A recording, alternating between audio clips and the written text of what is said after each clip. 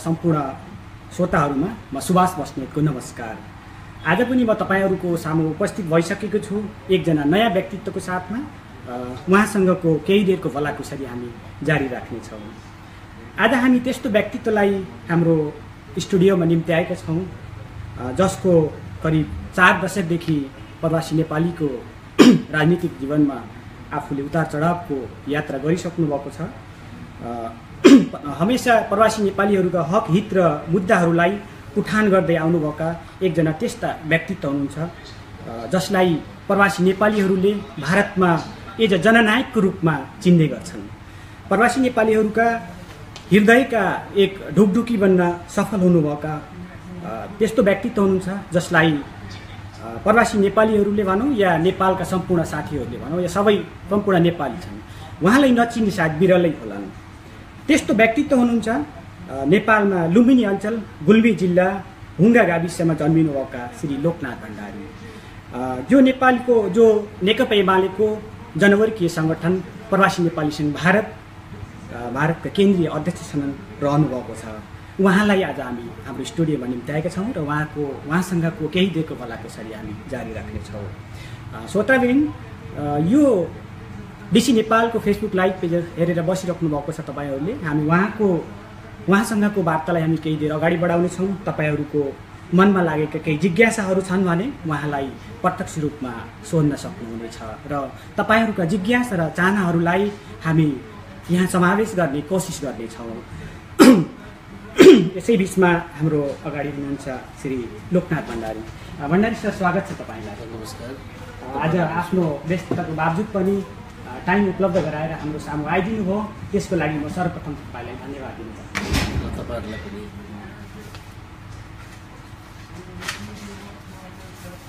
Sir, अब अहिले हामी जुन एउटा राजनीतिक परिदृश्यमा छौँ, अहिले जुन प्रवासी नेपालीले भारतमा केही त्यस्ता कार्यहरू गर्दै आइरहेको छ, त्यस विषयमा हामी तपाईँसँग सानो एउटा केही भलाकुसारी गर्नेछौँ। त्यसै सिलसिलामा म तपाईँहरूलाई केही 5-7वटा साना क्वेसनहरू सोध्दैछु, त्यसका सायद जवाब दिनुहुन्छ भन्ने आशामा छु। म तपाईँको एउटा व्यक्तिगत जीवनको अन्तराललाई पनि अगाडि सार्न चाहन्छु। भण्डारी सर, तपाईँ प्रवासी नेपाली सङ्घ भारतमा कहिले र कसरी आबद्ध हुनुभयो? केही तपाईँका अनुयायीहरूलाई पनि त प्रश्न पारिदिनुहोस् न। म 1980 को दशकमा भारतमा आएँ। त्यति बेला मैले एसएलसी परीक्षा दिने गरी यहाँ आएँ। उत्तर प्रदेशको इलाहाबाद बोर्डबाट मैले एसएलसीको परीक्षा दिएँ। परीक्षाको लगत्तै म दिल्ली आएँ। दिल्ली आउँदाखेरि मेरै आफ्नै अग्रजहरू गाउँको एकजना काइलोबा भन्ने हुनुहुन्थ्यो, अहिले बितिसक्नु भएको छ, 1 वर्ष जति रहे। त्यति बेला उहाँ नेकपाको तुलसीलाल अमात्य समूहबाट सञ्चालित भएको प्रवासी नेपाली मानव अधिकार समितिमा उहाँ क्रियाशील हुनुहुन्थ्यो र उहाँले मलाई त्यो सङ्गठनसँग जोड्नुभयो र म केही समय लगभग 8-10 महिना जति त्यो सङ्गठनमा क्रियाशील भएँ। त्यति बेला म एकदमै 17 वर्षको युवा थिएँ। म त्यहाँ भारतमा मुलुकबाट अनेकौँ कठिनाइहरू, जीविकोपार्जन, शिक्षा आर्जन, अनेकौँ खालका समस्याले भारतमाका प्रवासी नेपालीहरूको बिचमा म जोडिएँ। त्यति बेला विद्यार्थीहरूको नेपाली विद्यार्थी सङ्घ भनेर एउटै विद्यार्थीहरूको सङ्गठन थियो। पछि राजनीतिक कारणले अलग अलग। तपाईँले पहिले राजनीति जीवनमा पनि केही अब आफ्नो कार्यकाल गर्नुभयो, जुन एउटा विद्यार्थी जीवनको राजनीतिमा? मैले थोरै म 8-10 महिना अखिल भारत नेपाली विद्यार्थी सङ्घको सदस्य रहे। साथसाथै मानव अधिकार समिति, प्रवासी नेपाली मानव अधिकार समितिसँग जोडिएँ। यसै बिचमा भारतमा रहेका प्रवासी नेपालीहरूको सन्दर्भमा अथवा भारतमा रहेका प्रवासी नेपालीहरूलाई अन्तर्राष्ट्रिय अधिकार प्राप्तिको दिशामा विशेष गरेर नेपालको कम्युनिस्ट आन्दोलन नयाँ ढङ्गबाट पुनर्गठित गर्दै अगाडि बढेको तत्कालीन नेकपा मालेको राजनीतिक लाइनसँग जोडिएर भारतमा रहेका प्रवासी नेपालीहरूका समस्याहरूलाई नयाँ ढङ्गबाट परिभाषित गर्ने, उनीहरूलाई नयाँ ढङ्गबाट भारतमा रहेका 2 खाले नेपालीहरू छन्। एउटा भारतीय नेपाली जो 1816 को सुगौली सन्धि जसले नेपालको भूभागलाई चाहिँ खण्डित गर्ने काम गर्यो, त्यो भूभाग सहित रहँदै आएका नेपाली भाषी नेपालीहरू र अर्को जीविकाको निम्ति शिक्षा आर्जनको निम्ति केही समयको निम्ति आइबस्ने त्यस्ता खालका प्रवासी नेपालीको बिचमा हामीले अलग अलग ढङ्गबाट प्रवासी र चाहिँ नि भारतीय नेपालीहरूका अलग अलग अधिकार छन्। त्यो अधिकार प्राप्तिको निम्ति प्रवासी नेपालीहरू अलग ढङ्गबाट सङ्गठित हुनुपर्छ र भारतीय नेपालीहरू अरू भारतीय नागरिक सर सङ्गठित भएर आफ्नो अधिकारको निम्ति अगाडि बढ्नुपर्छ भन्ने कुराहरू त्यति बेला अखिल भारत प्रवासी नेपाली सङ्घले प्रवासी नेपालीहरूको बिचमा ल्यायो। म त्यो कार्यक्रमबाट चाहिँ प्रभावित भएँ र प्रवासी नेपालीहरूका समस्या समाधान गर्नको निम्ति सामन्ती राज्य व्यवस्थालाई फेर्नुपर्छ, बदल्नुपर्छ भन्ने कुरामा प्रष्ट भइसकेपछि म तपाईँको अक्टोबर 1981 फरिदाबादको 15 सेक्टरबाट नयाँ राजनीतिक जीवन मैले सुरु गरेँ। तपाईँको राजनीतिक जीवन भारतबाट नै सुरु भयो। र अहिले प्रवासी नेपाली सङ्घ भारतको एउटा केन्द्रीय अध्यक्ष जस्तो एउटा गरिमामय पदमा 2-3 सालदेखि काम गरिरहनु भएको छ। तपाईँलाई के लाग्छ अहिलेको यो पददेखि तपाईँ सन्तुष्ट हुनुहुन्छ? म अब भन्नुहोस्, अब जब यो सङ्गठनमा मैले चाहिँ नि म जोडिएँ त्यति बेला हामीले चाहिँ नि व्यवस्था परिवर्तन गर्ने र व्यवस्था परिवर्तन भइसकेपछि प्रवासी नेपालीहरूका समस्या समाधान हुन्छन् भन्ने कुरामा म चाहिँ नि ढुक्क भइसकेपछि मैले आफ्नो परिवारको बारेमा नसोचिकन निरन्तर यो लगभग चाहिँ 4 दशक प्रवासी नेपाली आन्दोलनमा चाहिँ बिताएको छु। हामीले ठुला आन्दोलनको नेतृत्व गर्यौँ। त्यो नेतृत्व गर्ने मैले अवसर पाएँ। त्यो अवसर प्रवासी नेपाली सङ्घ भारतले मलाई प्रदान गर्यो।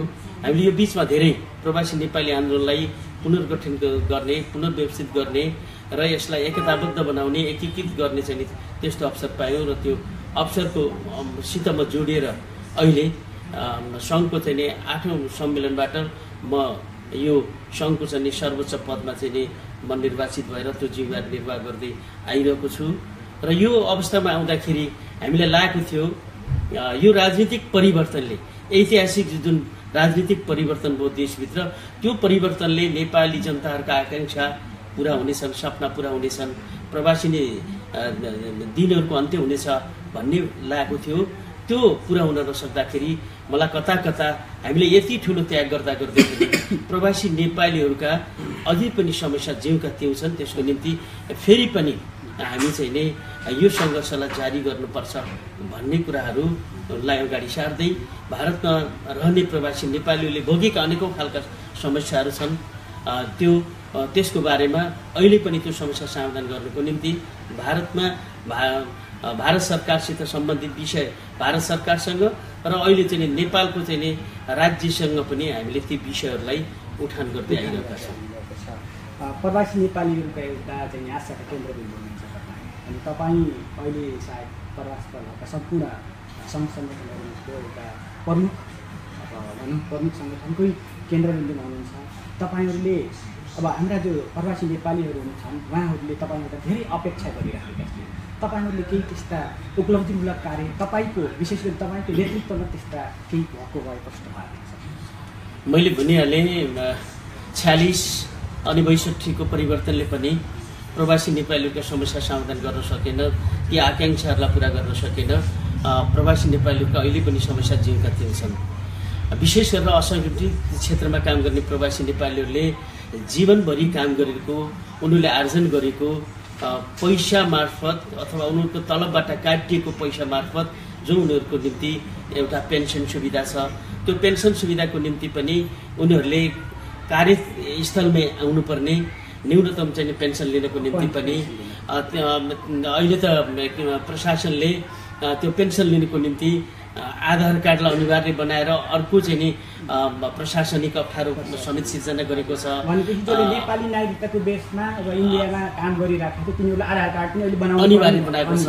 यो समस्यालाई हामीले चाहिँ नि पटक दिल्ली स्थित चाहिँ नि नेपाली दूतावास नेपाल सरकारसँग उठाउँदै आएका छौँ। ती समस्याहरू अहिले पनि समाधान भएका छैनन्।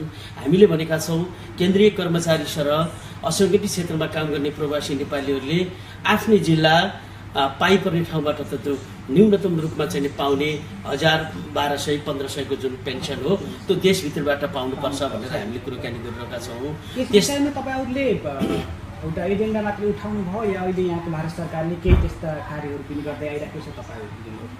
अहिले त्यसको समाधानको सन्दर्भमा अहिले चाहिँ ठोस परिणाम आएको छैन।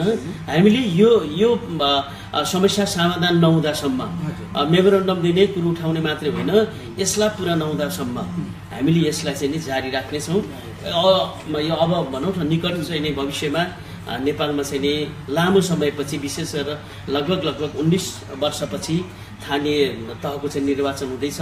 त्यो स्थानीय निर्वाचन सम्पन्न भइसकेपछि हामीले यो विषयलाई भारतको अर्थमन्त्री र अरू सीमा क्षेत्रमा रहेका प्रवासी नेपालीहरूले आवत जावत गर्दाखेरि भोगिरहेका कठिनाइहरू, अपमानहरू, लुटपाटको विरुद्धमा चाहिँ भारत सरकारको गृहमन्त्री र अरू चाहिँ विभागीय मन्त्रीहरूसँग समेत भेटेर प्रवासी नेपालीहरूले भोगेका तत्त व्यक्तिहरूसँग अथवा मन्त्रालयसँग जोडिएका चाहिँ समस्याहरूको बारेमा हामीले चाहिँ निरन्तर एक्लै प्रवासी नेपालीसँग भारतले मात्रै होइन अरू प्रवासी नेपालीहरूका सङ्गठनहरूसँग मिलेर प्रवासी नेपालीहरूका समस्या समाधान गर्नको निम्ति पहल र प्रयत्न गर्ने हाम्रो चाहिँ त्यस्तो चाहिँ विशेष गरेर दूतावासले प्रवासी नेपालीहरूका समस्या समाधान गर्नमा कुनै खालको रुचि पनि र चाहिँ त्यस्तो चाहिँ भूमिका खेलेको चाहिँ हामीले कहिले पनि पाएनौँ। भनेपछि अहिलेको जुन परिदृश्य छ यसमा नै अब सीमित छ।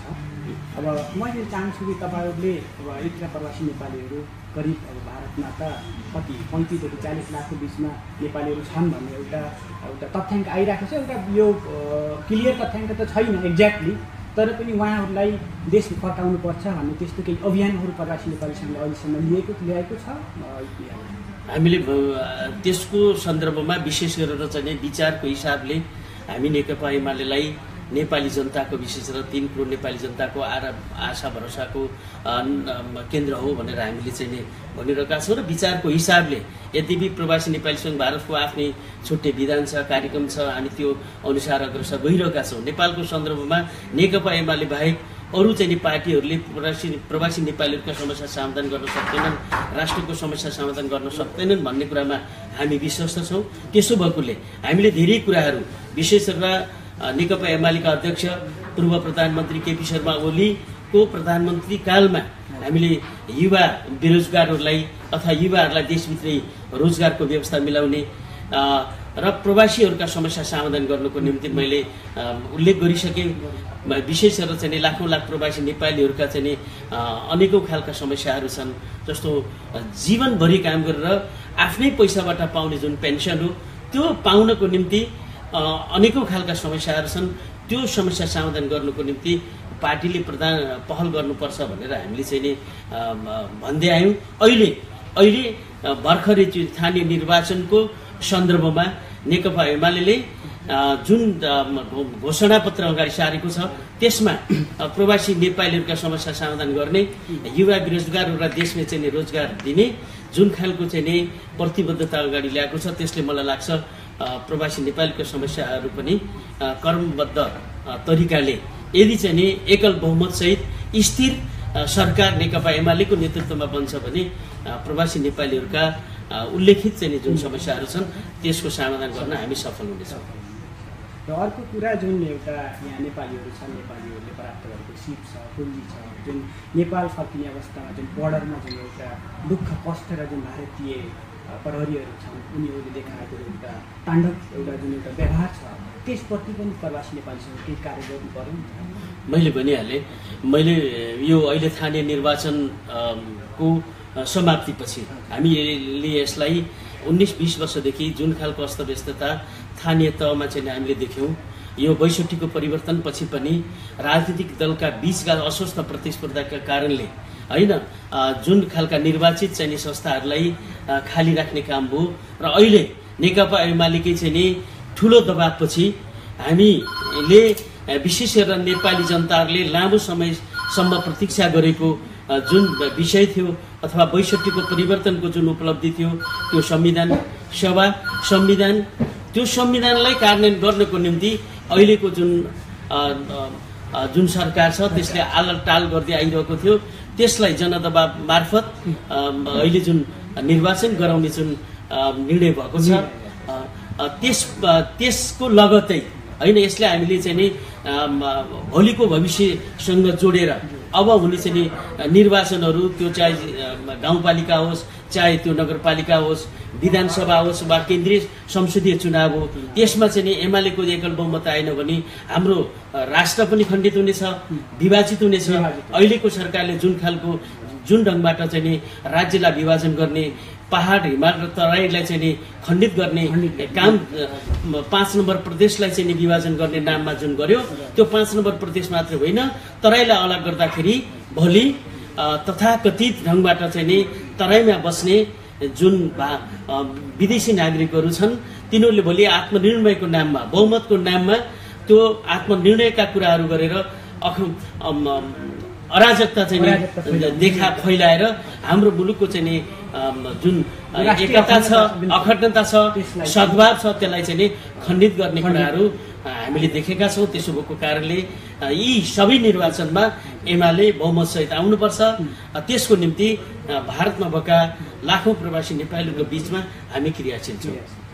प्रश्न अहिलेको समसामयिक चुनावी प्रक्रिया अहिले करिब तपाईँले भनिसक्नु 19 साल, करिब 20 सालमा स्थानीय निकायको चुनाव गराउने भनेर सरकारले डेट पनि घोषणा गरिसकेको छ र जेठ 31मा चुनाव हुन्छ भन्ने एउटा जुन आश्वासन मिलेको छ, त्यसले हामी सबै नागरिकमा एउटा इच्छा र एउटा तपाईँको आश्वासन, एउटा आशाका पलाइराखेको छ।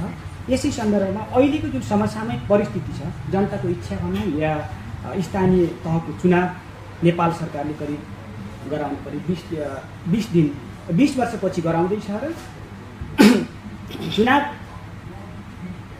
धेरै लामो समयपछि हुँदैछ, जसको दिनहरू नजिकै छन्, जसको करिब 21 दिन बाँकी छन् होइन।